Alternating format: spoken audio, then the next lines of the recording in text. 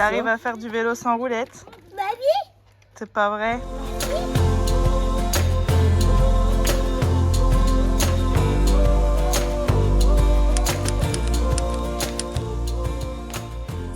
Bonjour à tous, j'espère que vous allez bien. On est aujourd'hui lundi 27 mai et j'ouvre un nouveau vlog. J'ai encore des problèmes de trépied. Je cadre comme je peux quoi. J'espère que vous allez bien depuis tout ce temps. Ça fait très longtemps que je n'ai pas vlogué. Enfin la vérité, je vlog régulièrement, mais en fait la vraie raison de cette longue absence, c'est que je manque cruellement de temps en ce moment et que j'aime bien vous faire des beaux montages, etc.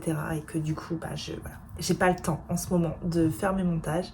Donc j'ai dû ouvrir 2-3 vlogs depuis ces dernières semaines, que finalement j'ai filmé 2 séquences et finalement on arrivait 6 jours après et j'avais toujours pas eu le temps de les monter. Donc je me suis dit que ça sert à rien. Donc voilà, me revoilà pour un vlog pour cette semaine. Il y aura plus de vlogs toutes les semaines. C'est sûr et certain parce que vraiment je manque cruellement de temps. Mais je vais essayer de revloguer un petit peu plus régulièrement quand même. Parce que j'ai reçu beaucoup de messages. J'en ai pas reçu 1 million. Hein, je suis pas non plus une queen. Mais j'en ai reçu beaucoup me disant que mes vlogs vous manquaient. Surtout des messages pour savoir si j'allais bien. Je vais bien, je m'aime très bien en ce moment. Si je manque de temps, c'est que je prends peut-être plus de temps à faire autre chose et de prendre peut-être plus de temps pour moi ces dernières semaines. Et j'avoue que ça me fait du bien et voilà, du coup c'est peut-être un peu les vlogs qui passent à la trappe et d'autres petites choses qui passent à la trappe. J'ai repris le sport de manière assez intense, je fais pas mal de petites choses, enfin bref. Donc voilà, je profite de mes enfants, tout ça. Donc voilà, je ferme la parenthèse. J'espère que vous allez bien, j'espère que depuis toutes ces semaines vous avez fait de chouettes lectures. J'espère que la météo ne vous donne pas envie de vous pendre parce que clairement c'est quand même une catastrophe. Et puis voilà, on va rentrer dans le vif du sujet avec mes lectures en cours. Ma lecture en cours, c'est un Bernard Minet. Je lis Les Effacés, qui est donc paru il y a quelques semaines aux éditions XO, qui est une nouvelle saga presque, j'ai envie de dire, de Bernard Minet, où là c'est plus Martin Servaz mais c'est Lucia Guerrero, et donc c'est donc le tome 2, puisque l'année dernière, non, il y a 2 ans était sorti Lucia. Ça c'est pour ma lecture papier en cours. Au niveau de ma lecture commune, je suis dans le tome 5 des McCoy. J'arrive sur la fin et du tome 5 et de la saga tout court, puisqu'il ne reste plus qu'un tome le mois prochain qu'on lira également en lecture commune sur Instagram. N'hésitez pas à me rejoindre sur Instagram si c'est pas déjà fait. Et n'hésitez pas à me dire si vous voulez rejoindre cette lecture commune numéro 6 pour la saga des McCoy. N'hésitez pas à m'écrire sur Instagram à ce sujet-là, je vais m'occuper de créer le groupe cette semaine. Et niveau lecture à l'audio, j'ai attaqué Meurtre au lait de coco. C'est un nouveau comédie mystery qui est paru au Cherche Midi. Je n'ai plus le titre, le nom de l'autrice en tête. Pia Mansala, je sais plus. Voilà, je passe ça à l'audio. Écoutez, pour le moment, j'aime plutôt bien.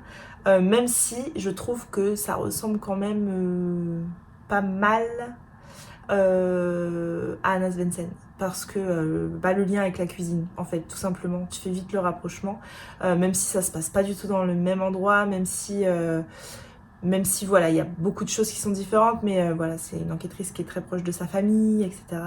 Voilà, comme Anna Svensson. Mais écoutez, pour l'instant, j'aime bien, le ton est bien.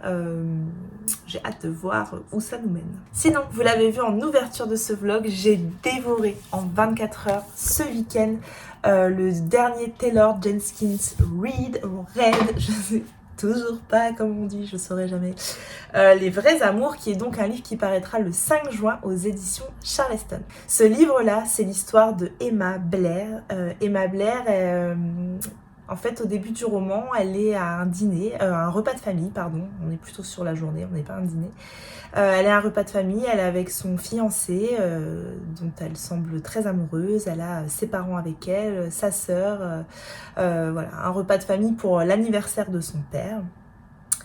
Et elle va recevoir, lors de ce repas de famille, un appel complètement inattendu. Et quand elle décroche, elle reconnaît immédiatement la voix de la personne qu'elle a au bout du fil. Au bout du fil, c'est Jessie, son mari, celui qui a été porté disparu il y a plusieurs années maintenant. Et donc évidemment, le monde de Emma Blair va s'écrouler puisque Jessie, c'est son premier amour, c'est l'amour de sa vie, c'est l'amour passion, c'est l'amour qui lui a fait faire tout un tas de choses, qui l'a fait voyager, qui l'a fait vibrer.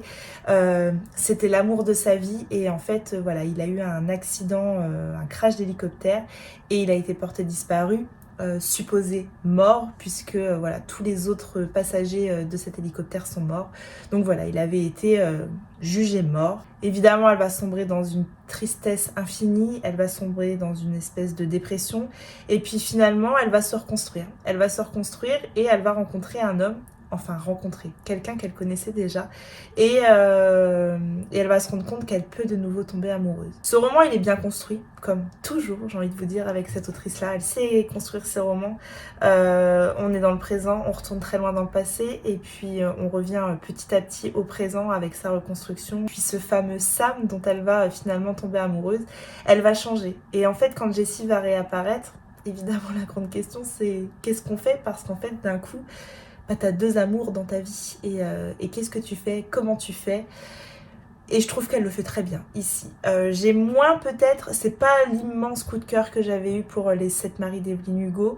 C'est pas ce coup de cœur là, mais c'est un très bon roman. Je suis même pas sûre que c'est un coup de cœur. Si j'hésite, c'est que c'en est pas, mais en même temps, j'ai envie de vous dire que si. J'ai envie de vous dire que si parce que j'ai commencé le roman et je me suis dit, je peux pas le lâcher. J'ai envie de savoir où Emma elle va aller, j'ai envie de savoir avec qui Emma elle va finir. Et voilà, ce livre-là, en fait, il parle du temps qui passe et de la personne qu'on est quand on a 20 ans et la personne qu'on est des années plus tard. Et on n'est pas la même personne, et heureusement, j'ai envie de dire. Et voilà, c'est une belle histoire d'amour, c'est deux belles histoires d'amour finalement, et elle le fait extrêmement bien ici, Taylor Jenkins Reid. Et ouais, je passais un trop chouette moment. Je l'ai lu, je vous dis, en 24 heures. Il fait 262 pages, c'est peut-être pas un coup de cœur comme je me répète, mais c'est un grand 5 étoiles parce que c'est fluide, parce que ça se lit bien, parce que c'est des histoires d'amour qui font du bien, parce que t'as envie d'aller plus loin, t'as envie de savoir, t'as pas envie de lâcher ton livre, et voilà. Voilà, je vais reprendre... Ouh, vous avez failli tomber. Je vous reprendrai un petit peu plus tard pour vous faire un point lecture sur un peu ce que j'ai lu au mois de mai, ce que j'ai aimé et moins aimé. Oh, je crois pas qu'il y a des choses que j'ai pas aimées. Non, il y a eu que des choses que j'ai beaucoup aimées au mois de mai parce que je suis bon public. C'est pas nouveau. Au programme de ce vlog, ce sera un petit vlog tranquille à la maison. Peut-être un vlog un peu plus chill et un petit peu moins centré lecture parce que ma vie tourne beaucoup moins autour de la lecture ces dernières semaines. Voilà, j'espère que le contenu vous plaira quand même. Et voilà, n'hésitez pas à me dire, vraiment, en toute sincérité, si je pars sur un peu autre chose que la lecture de temps en temps dans mes vlogs, si ça dérange ou pas. La question est, en fait, si ça ne vous intéresse pas, inutile que je vlogue. Et si ça vous intéresse, pourquoi pas continuer sur ce type de format. Voilà, c'est tout ce que j'avais à vous dire pour le moment. Je vous reprends plus tard.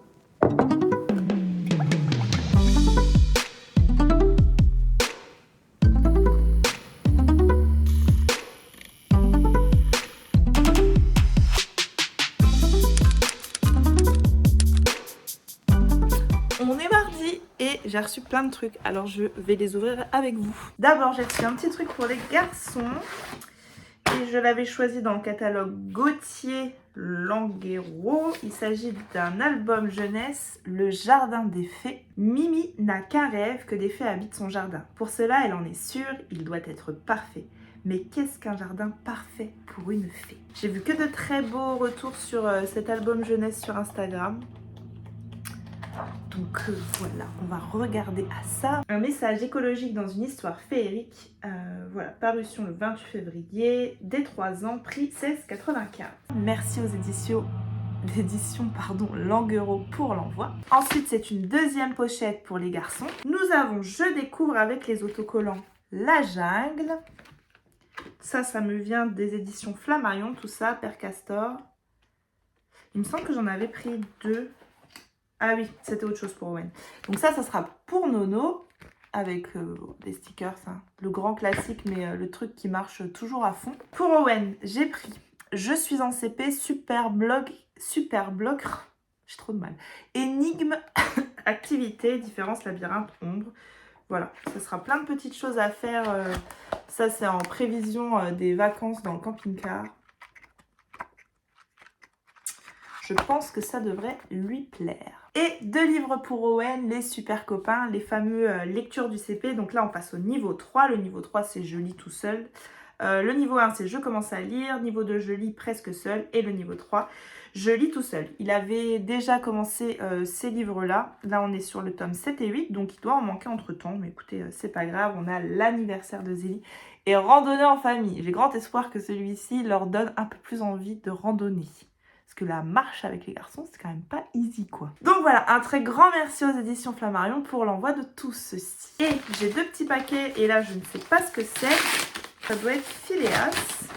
En général, les graphiques surprises, ce sont eux. Oui, c'est ça. Et là, on a le loup des Cordeliers d'Henri Lovenbruck. Enfin, d'après le roman d'Henri Lovenbruck par Philippe Thirault et Damien Jacob. J'ai toujours pas lu Henri Lovenbruck. Je suis pas fière. Je sais que c'est un auteur qui plaît beaucoup, donc pourquoi pas découvrir sa plume, enfin entre guillemets, avec un graphique. Et le second, ça doit être la même maison d'édition, parce que ça ressemble. Ok, et là c'est encore un graphique d'un livre que j'ai tellement vu passer, mais que j'ai jamais lu, Le vieux qui ne voulait pas fêter son anniversaire de Jonasson, et là c'est par Telfer et Grégoire Beaune. Ouais, c'est vrai que le roman, hein, c'est un phénomène, je l'ai tellement vu passer. Je ne connais pas du tout l'histoire. Et donc, effectivement, pourquoi pas également celui-ci. Je vais mettre quelques planches. Des belles couleurs ici.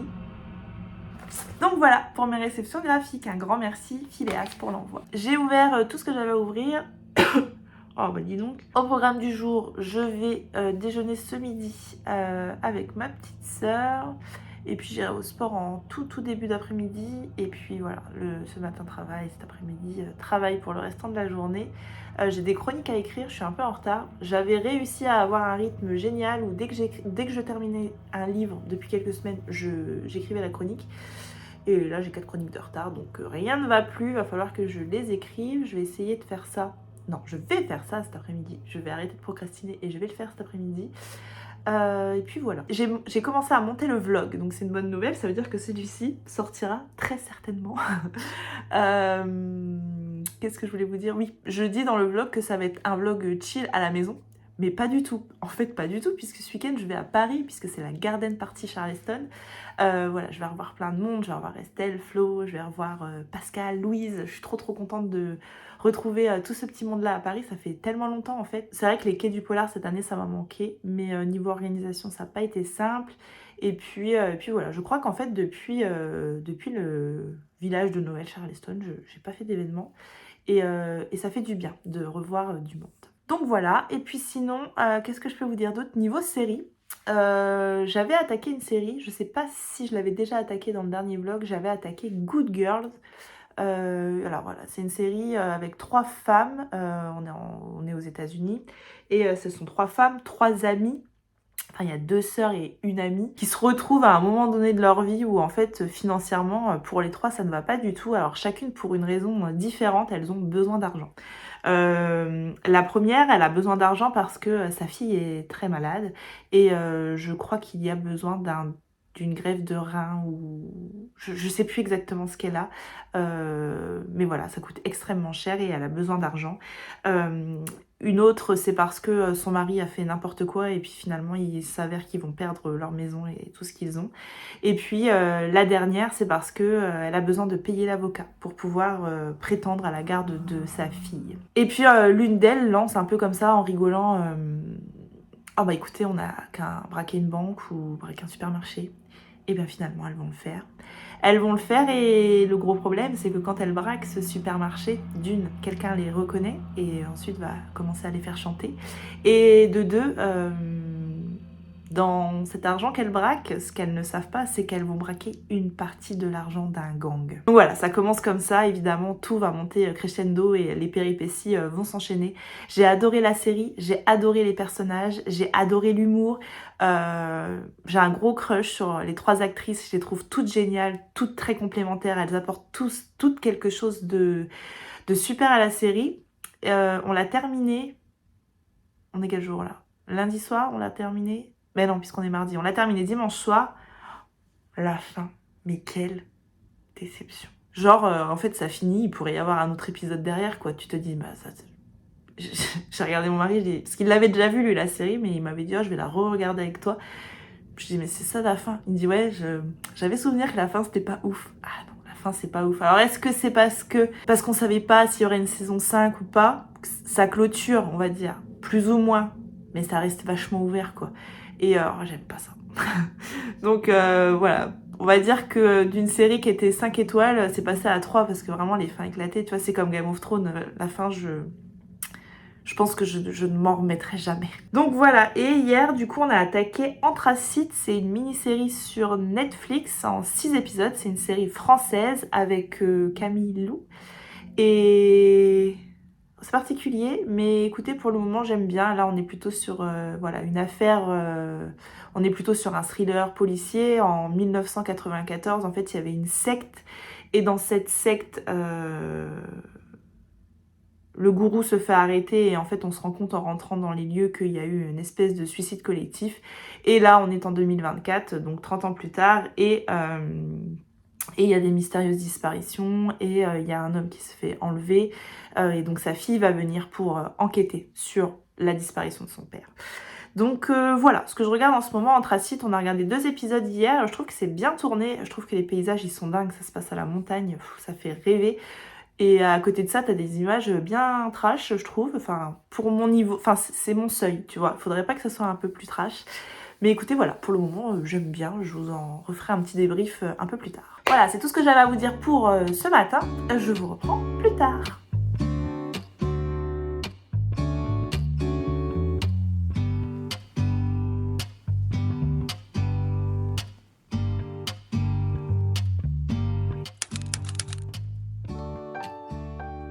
Dans un joli manège, Cali monte dans le camion de pompiers. Il sonne la cloche avec entrain. 1, 2, 3. Ouais, bien joué. Oh là là, une triple bataille. Oh là là. On commence en douceur avec ces 3 petites bébêtes. Rien de très effrayant, juste le temps de t'acclimater. Ça y est, tu es prêt?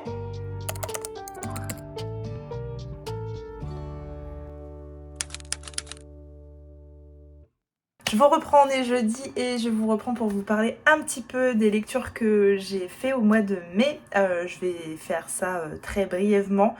Je tiens à préciser que je suis à jour presque dans mes chroniques. Il me reste plus que celui-ci à chroniquer, Les vrais amours de Taylor Jenkins Reid.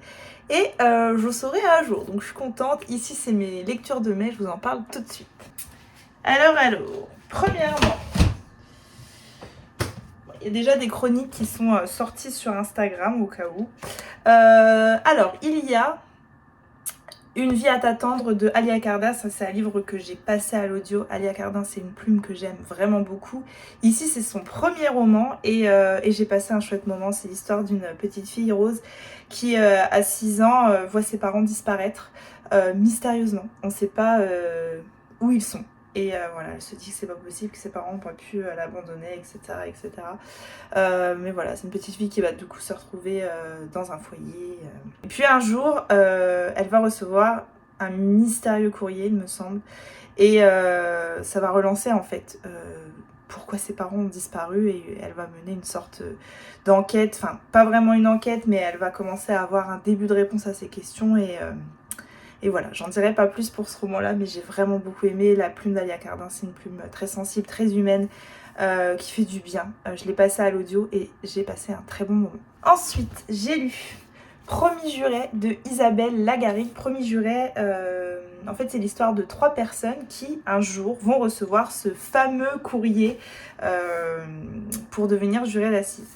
Voilà, donc on va assister au procès, mais surtout on va assister à ces 3 personnages complètement différents, qui vont se rencontrer, qui sont vraiment presque des opposés, j'ai envie de dire, et qui finalement vont créer un lien très fort puisqu'ils vont se retrouver au même hôtel et en fait le soir ils vont discuter de leur vie, de tout ça et voilà, c'est des personnages qui ont des passés compliqués et des futurs incertains et voilà, j'ai vraiment beaucoup aimé. Pareil, la plume d'Isabelle Lagarrigue, c'est vraiment une plume que je suis de très près à présent parce que j'aime beaucoup sa façon d'écrire, c'est très humain, c'est bouleversant et voilà, je vous conseille fortement de découvrir Isabelle Lagarrigue si ce n'est toujours pas fait. D'ailleurs, je me suis posé la question, est-ce que j'aimerais devenir jurée d'assises? Je suis pas sûre. Ensuite, ça doit être certainement ma lecture préférée du mois pour le moment. Ce sera celle-ci de toute façon. Et là, il s'agit de 5 heures en sursis de Laure Manel aux éditions Michel Lafon. Alors ça, c'est aussi un livre que j'ai passé à l'audio parce que j'ai eu une période dans le mois où j'ai pas pu lire. Parce que je me suis fait opérer de la myopie et donc je l'ai passé à l'audio, je l'ai passé très vite. Je pense qu'il se lit très vite, hein. On dirait un beau pavé mais je pense que ça se lit très vite, il fait 475 pages. 5 heures en sursis, là on est sur l'histoire de une femme qui une mère de famille, tout va bien dans le meilleur des mondes, une mère de famille lambda. Sauf qu'un jour, la police va venir l'arrêter avec pour chef d'inculpation, je sais même pas comment on dit, meurtre. Et en fait, l'approche que va avoir Laure Manel sur ce roman-là, c'est vrai qu'on parle toujours des familles des victimes, voilà, on a perdu un proche qui s'est fait assassiner dans certains romans, qui sont morts, et la famille est dévastée, complètement dévastée. Mais qu'est-ce qui se passe en fait quand c'est ta mère, ta sœur, ta fille, ta femme qui commet l'irréparable?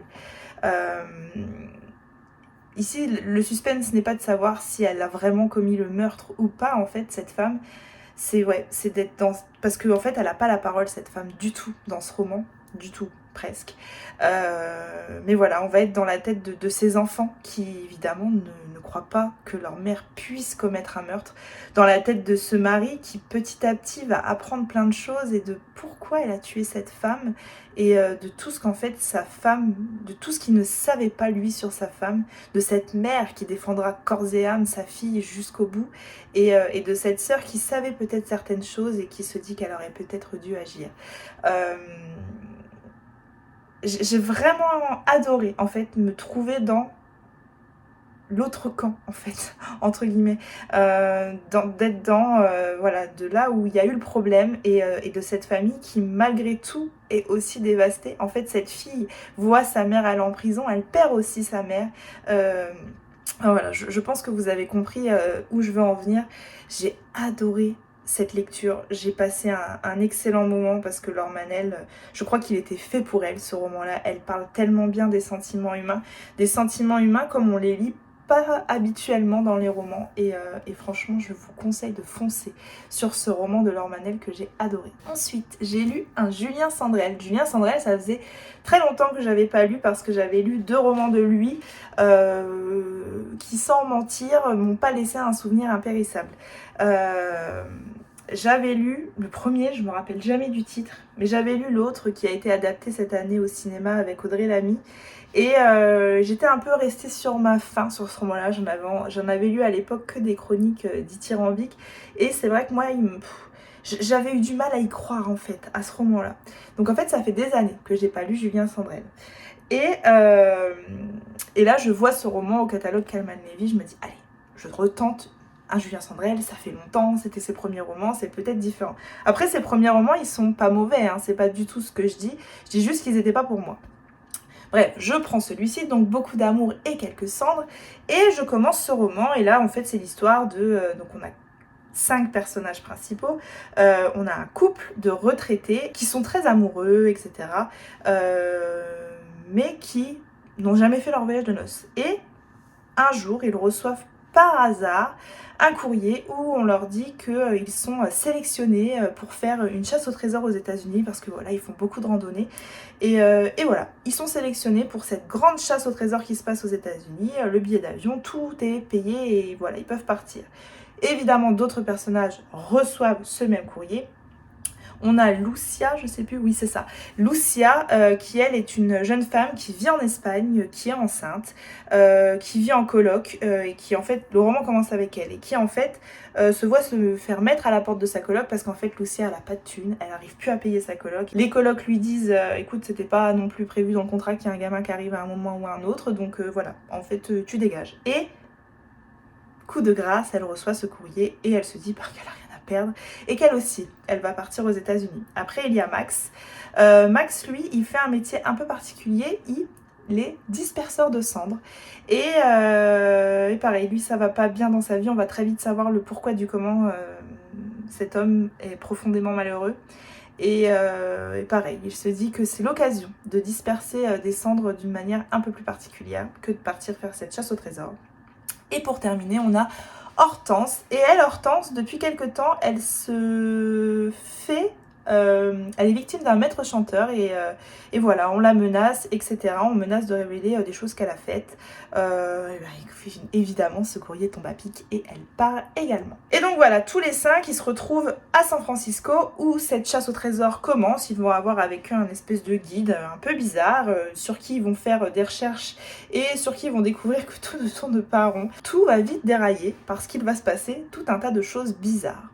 Je commence ce roman en me disant c'est un énième roman feel good où voilà, il y a des gens un peu paumés dans leur vie, à qui il vient d'arriver tout un tas de trucs pas cool et qui voilà, vont se regrouper, se connaître, se reconstruire, s'aider, machin, et puis à la fin ça va aller beaucoup mieux.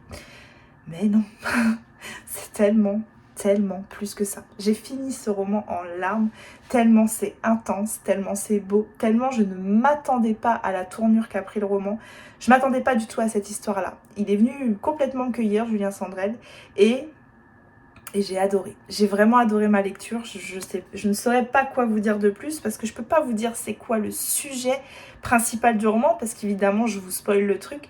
Voilà, je peux juste vous dire que c'est un roman qui est plein d'espoir et qui va vous dire que rien n'est jamais perdu dans la vie.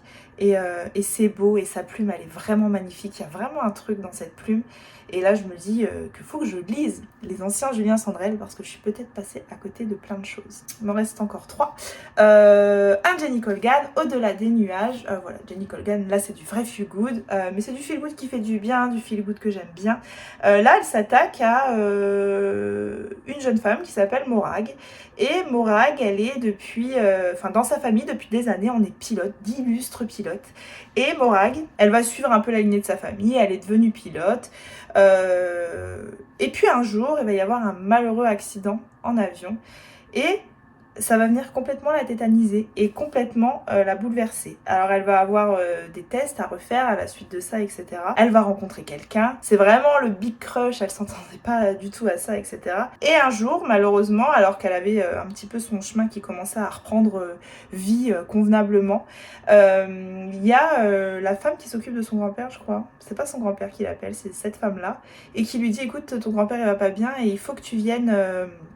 assurer les liaisons pendant un temps parce que voilà, son grand-père en fait il s'occupe d'emmener tout le monde en avion dans cette petite archipel, de faire un peu la navette pour tout le monde. Il faut que tu viennes reprendre ce poste-là le temps que ton grand-père se remette. Ouais, sauf que Morag elle arrive plus à piloter toute seule, qu'elle est paniquée à l'idée de piloter toute seule, mais elle va y retourner quand même évidemment et il va se passer tout un tas de choses sur cette petite archipel d'Écosse. Ça va l'aider à reprendre confiance en elle jusqu'à ce que la tempête survienne. Voilà, j'ai beaucoup aimé, un bon petit feel good. C'est pas le livre qui te laisse une trace impérissable toute ta vie, mais j'aime bien comment elle écrit Jenny Colgan. J'aime bien les personnages qu'elle nous propose, j'aime bien son ton. Enfin voilà, en général je passe un très bon moment avec elle. Après j'en ai pas lu 50 000 d'elle, j'ai lu que la saga de la petite boulangerie, mais j'aime bien. Ensuite j'ai lu Meurtre et chou à la crème, le tome 10 des enquêtes d'Anna Svensson. Et là pareil, je vais pas me renouveler beaucoup dans ce que je vais vous dire par rapport aux 10 précédents tomes. C'est la même chose que les tomes précédents, c'est toujours la même chose. Voilà, notre petite Anna Svensson, elle a un petit problème au début du roman, donc là c'est qu'elle rentre pas dans la robe régence que lui a commandé sa mère pour la première de la soirée de lancement du roman que Dolores, sa mère, a écrit. Elle lui a commandé une magnifique robe et Anna toujours avec des petits kilos en trop, elle rentre pas dedans, il va falloir qu'elle se mette au sport. Heureusement, dans cette salle de sport, il y a un jacuzzi, sauf que Anna Svensson, elle va se rendre compte si les cadavres, ça flotte ou pas. Voilà, c'est toujours pareil, on a toujours ce triangle amoureux, on a toujours le chat qui fait n'importe quoi, on a toujours un très très gentil Norman, et on a un Mike un peu plus rustre, et puis on a cette mère et cette sœur, enfin toute cette famille complètement tarée.